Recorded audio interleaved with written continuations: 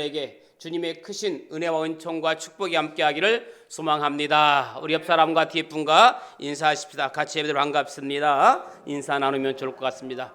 감사합니다. 주의 이름으로 환영하고 축복합니다.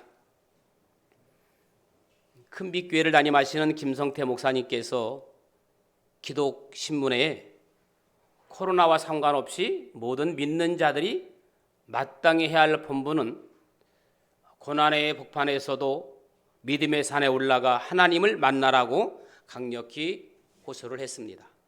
그러면서 하시는 말씀이 코로나 위기가 한국교회에 가져온 심각한 문제는 교인 감소도 헌금 감소가 아니라 통계에 잡히지 않는 가장 중요한 믿음이 떨어진 것에 대한 심각성이라고 호소를 합니다. 믿음이 떨어진 것에 대한 심각성. 그러면서 목회자들을 향해서는 지금 목사가 물러서면 그 영혼은 죽고 목사가 포기하지 않으면 그 영혼은 산다고 하면서 믿음이 떨어진 영혼을 향한 목회자의 따뜻한 사랑과 믿음의 자세를 당부합니다. 그러면서 성도들에게도 멈추면 죽는다는 심정으로 아멘, 믿음의 회복을 위하여 당당히 나아갈 것을 당부했습니다. 결국 모든 믿는 자들이 마땅히 해야 할 본분은 코로나 팬데믹과 상관없이 믿음의 산에 올라 하나님을 만나야 합니다. 지금은 국가나 가정이나 교회나 대부분의 고난의 한복판 벼랑 끝에 서 있습니다. 벼랑 끝에서는 믿음으로 인생 정면 돌파라는 책이 있습니다. 벼랑 끝에서는 믿음으로 인생 정면 돌파라는 책이 있는데 거기 책에 보면 이러한 내용입니다. 한 번뿐인 인생 무엇을 위해 살 것인가?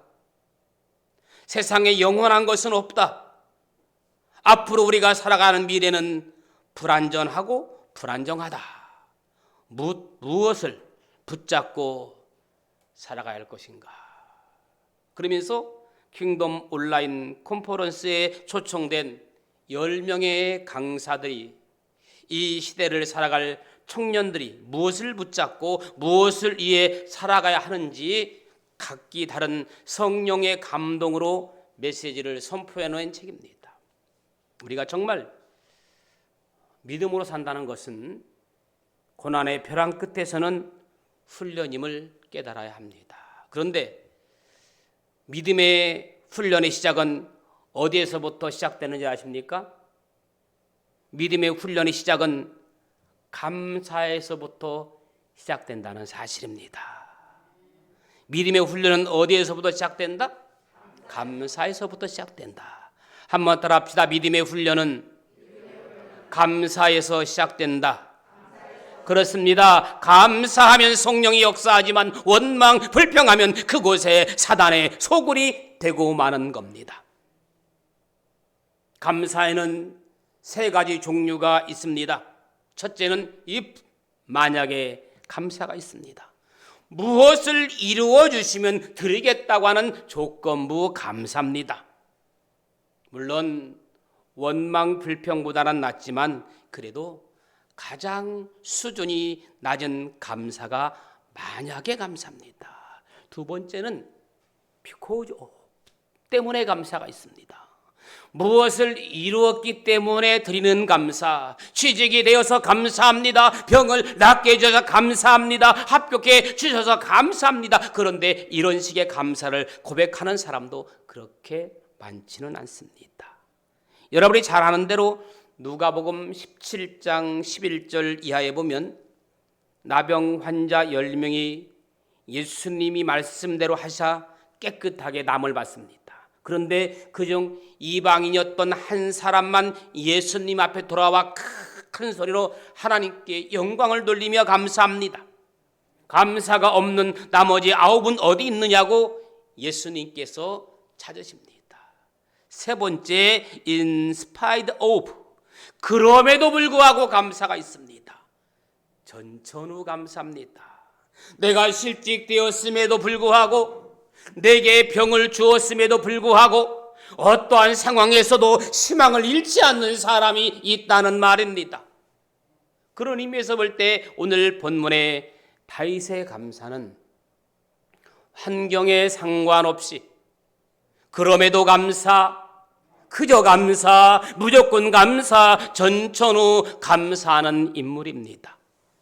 예수님께서도 우리의 삶에 시험과 고난이 있음을 예고하셨습니다. 그러면서 결국 승리하게 될 것도 약속했습니다. 요한복음 16장 33절 너무나 잘 아시는 말씀입니다. 세상에서 너희가 환난을 당하나 담대하라. 지금은 우리가 세상에서 누구나 할 것 없이 너나 할 것 없이 환난을 당하고 있습니다. 그러나 예수님 말씀하고 있습니다. 세상에서는 너희가 환난을 당하나 담대하라. 내가 세상을 이기었노라. 그러므로 우리는 고난이 없는 삶을 바라지 말고 나에게 어떤 고난을 만나더라도 믿음으로 승리하시고, 아멘. 고난을 통해서 더 성숙하시고, 아멘. 고난의 한복판에서 오히려 더 감사하며, 아멘. 하나님께 믿음을 인정받는 기회로 삼아야 할 줄로 믿습니다. 오늘 읽은 본문은 다윗의 시입니다. 성서학자들은 다윗이 잃어버린 법궤를 예루살렘으로 옮기고 난 후에 지어진 시라고 추측합니다. 다윗이 왕이 되어서 가장 먼저 한 일이 무엇인지 아십니까? 그렇습니다. 하나님의 임재를 상징하는 잃어버린 법궤를 찾는 거였습니다. 그리고 하나님이 다스리는 나라로 만들려고 결심합니다. 잃어버린 법궤를 찾고 이제 이스라엘 이 민족은 하나님이 다스리는 나라로 만들겠다, 왕이 되고 결심을 합니다. 그런데 사사시대를 지나면서 잃어버렸던 하나님의 법궤 성막은 모두에게 서서히 시간이 지나면서 잊혀졌습니다. 사람들은 모든 일을 하나님께 물으려고 하지 않고 저마다 자기의 소견에 옳게 여겨지는 대로 살았습니다. 그러다 보니까 각 가정마다 우상을 집에 두고 살았으며 우상이 자신을 지켜주는 수호신이라고 믿으면서 살아가고 있습니다. 하나님을 멀리한 결과가 초래한 겁니다. 하나님을 멀리한 결과로 그들은 점점 비참하게 되어갑니다. 그러나 다윗만큼은 소년 시절부터 하나님을 사랑하고 모든 일에 하나님께 기도하며 하나님을 향한 열심이 남달랐다고 했습니다. 시편 132편에 보면 다윗은 왕이 된 후에 하나님의 성막을 발견하기까지는 자신의 집에 들어가지 않고 침상에서 편히 자지 않겠노라고 하나님께 소원했습니다. 내가 왕이 되었으니 잃어버렸던 성막을 내가 찾고야 말겠다. 잃어버린 법궤를 내가 찾고야 말겠다. 하나님께 소원합니다. 다윗은 어렵게 에브바라다 나무밭에서 방치된 성막을 찾아냅니다. 그리고 온힘과 정성을 다해서 하나님의 법궤를 예루살렘으로 옮기는 내용이 사무엘하 6장에 나와요. 얼마나 법궤를 찾고 기뻐했는지 바지가 내려가는 줄도 모르고 춤을 췄다고 했습니다. 사무엘하 6장 29절에 보니까 여호와의 언약궤가 다윗 성으로 들어올 때에 사울의 딸 미갈이 창으로 내려다 보다가 다윗이 춤추며 뛰는 것을 보고 그 마음에 업신여겼더라.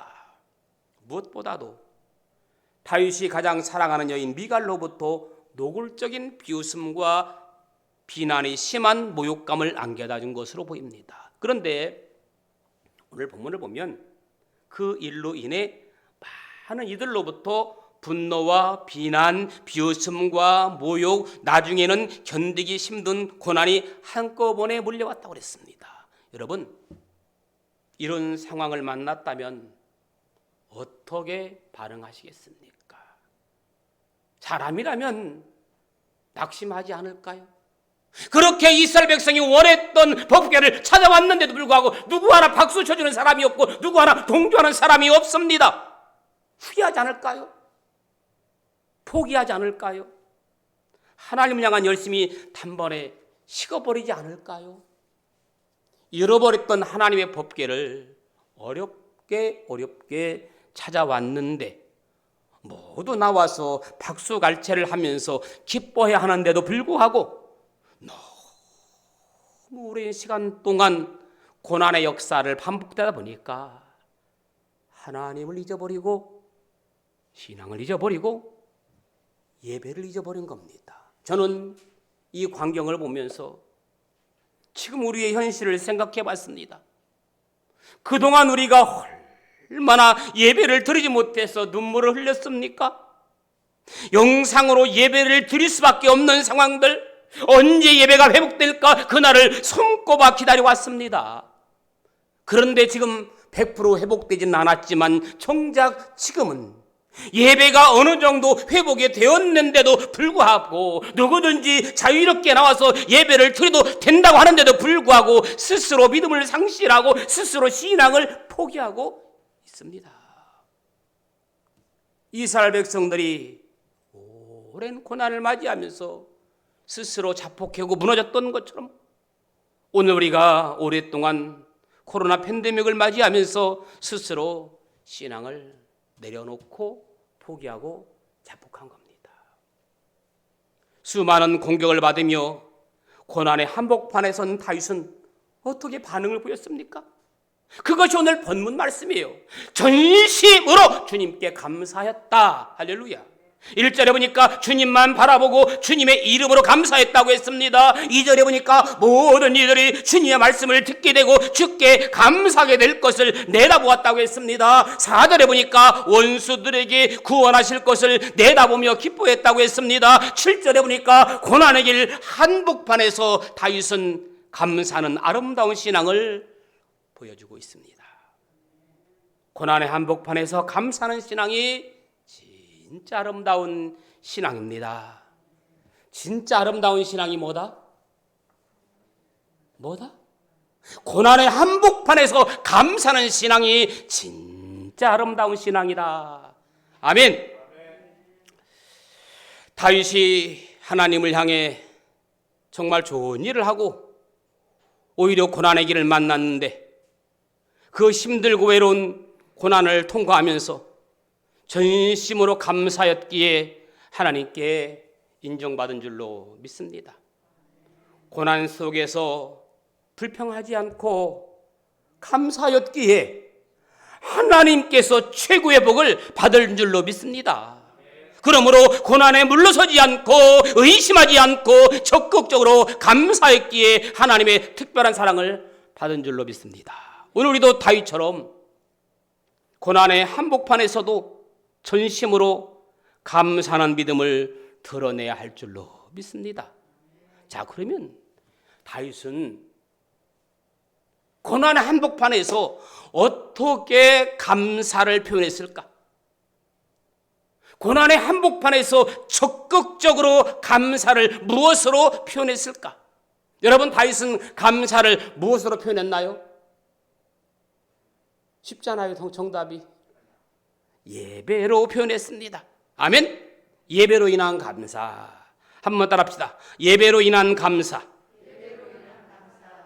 오늘 본문 1절에 보니까 내가 전심으로 주께 감사하며 신들 앞에서 주께 찬송하리이다. 아멘. 여러분, 감사를 예배로 표현하시기 바랍니다. 아멘. 감사를 무엇으로? 예배로 표현하시기 바랍니다. 하나님께 최고의 감사 표현은 예배입니다.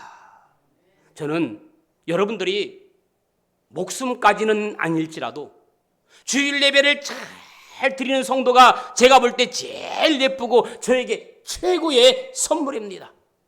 여러분 모두는 저에게 최고의 값진 선물입니다. 그런데 여러분, 선물도 받아보니까 좋긴 좋네요. 한 30분 전에 우리 예지가 제 성경책에 낡았다고 예쁘게 포장해서 선물했는데 요 성경책이에요.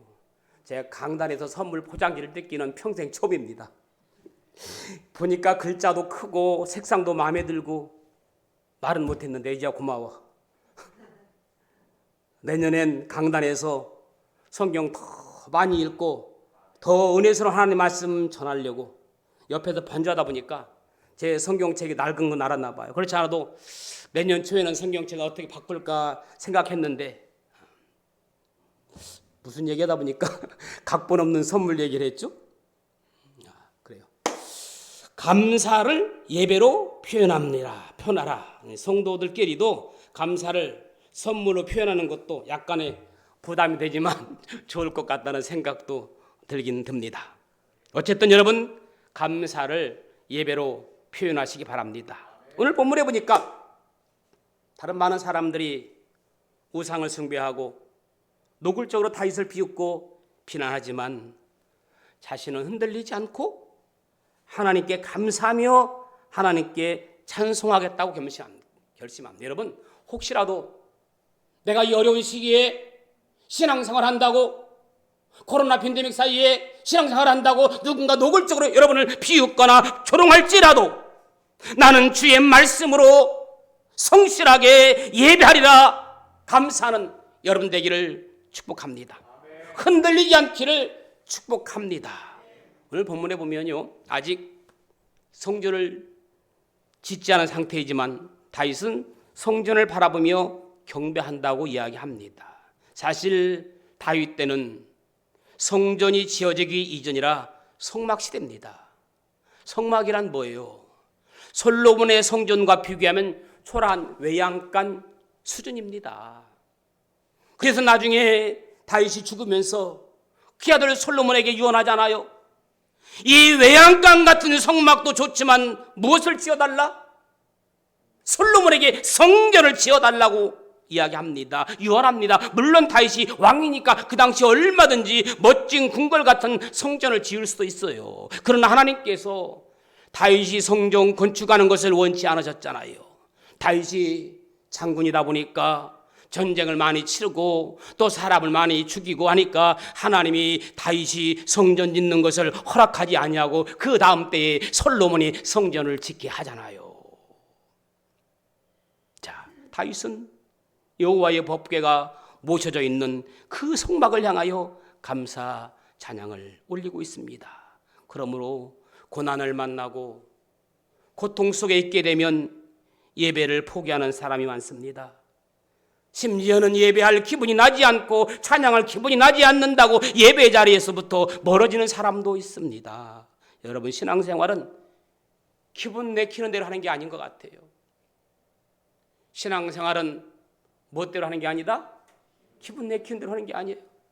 그러나 다윗은 고난의 한복판에서 더욱 하나님께 경배하고 찬양합니다.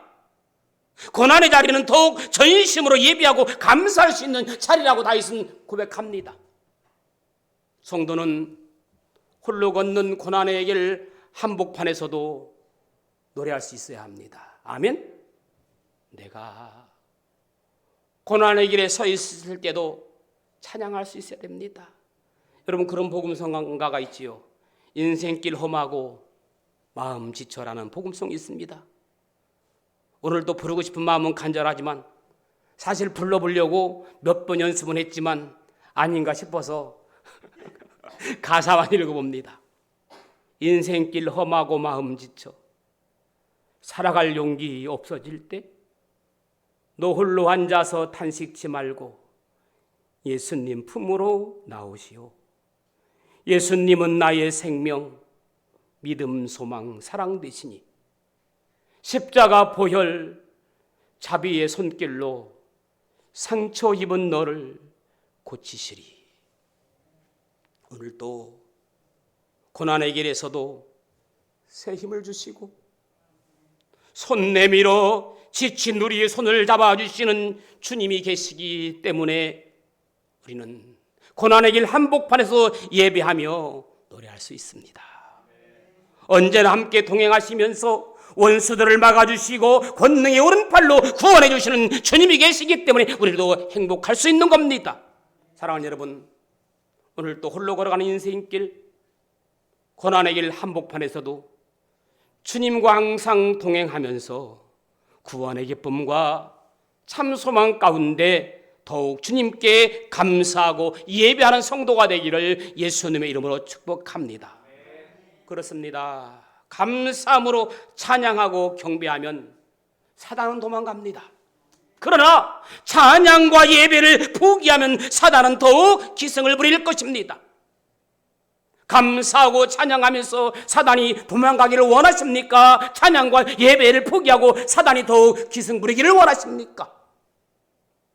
다윗이 환난 중에 찬양하고 기도했더니 어떤 일이 났어요? 3절에 보니까 하나님께서 응답하시고, 아멘.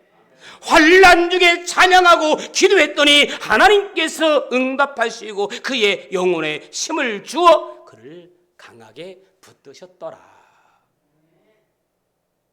당장에 환난이 옮겨가지는 않았지만 그런 하나님께서 다윗에게 영혼의 힘을 주고 강하게 붙들어 주셨습니다. 그래요, 하나님이 주시는 힘으로 영혼이 힘차게 강해지면 아무리 큰 고난이 덤벼들어도 능히 감당할 수 있는 줄로 믿습니다. 다윗은 시편 18편 1절에 나의 힘이 되신 여호와여 내가 주를 사랑하나이다. 다윗이 기록한 시편을 보면 절반 이상이 나의 힘이 되신 여호와여 내가 주를 사랑한다고 사랑의 고백으로 가득 차 있습니다. 사람과 사람 사이에도 가장 듣고 싶은 말은 사랑한다는 말입니다.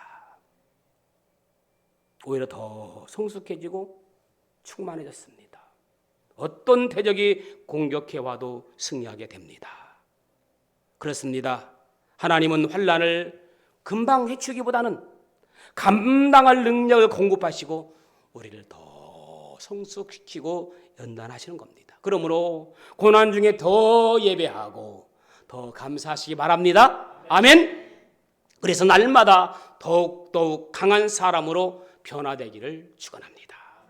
그 다음에 다윗은 고난 한복판에서 어떻게 감사를 적극적으로 표현했습니까? 2절, 4절, 5절에 보니까 주의 말씀으로, 4절에 보니까 주의 입의 말씀으로, 5절에 보니까 여호와의 도라는 표현이 연이어 계속해서 말씀이 나옵니다. 그렇습니다. 다윗은 고난의 한복판에서 주의 말씀으로 감사했습니다. 아멘. 다윗은 주의 말씀, 즉 여호와의 언약의 말씀의 소중함을 잘 알던 사람이에요. 말씀의 소중함. 저는 오늘 저와 여러분이 말씀의 사람 되기를 소망합니다. 말씀의 소망으로 깨닫고 말씀으로 뉘어지고 말씀으로 회복하고 말씀으로 거듭나는 역사가 되기를 소망합니다. 하나님은 말씀으로 천지우주 만물을 지으신 창조주 하나님이십니다. 뿐만 아니라 하나님은 말씀으로 한 사람을 택하여서 하나님이 하시려는 일을 이루시는 여호와 하나님이시라고 말씀하고 있습니다. 다윗은 끊임없이 괴롭히는 자들의 공격으로 인하여 마음이 흔들렸을 것입니다. 그리고 미래가 불안했을 것입니다. 그러나 다윗은 모든 왕들이 하나님께 나아와 주의 말씀을 듣게 될 것을 내다보았습니다. 그렇습니다. 주의 말씀은 듣는 데서부터 시작되는 거예요. 아멘. 믿음은 들음에서 난다고 했습니다. 귀 있는 자는 성령이 교회들에게 하시는 말씀을 들을지어다. 시편 119편 105절에는 주의 말씀은 내 발의 등이요 내 길의 빛이니이다라고 말씀하고 있습니다. 자, 이 말씀은요 갑자기 튀어나온 게 아니라 구약 시대나 예수님 시대나 사도들 시대나 그리고 지금도 우리에게 동일하게 적용되는 말씀입니다. 하늘 보좌 하나님 우편에 계신 예수님께서 이 땅에 오실 그날까지 들으라고 선포되고 전파되는 복음 예수 그리스도의 말씀입니다.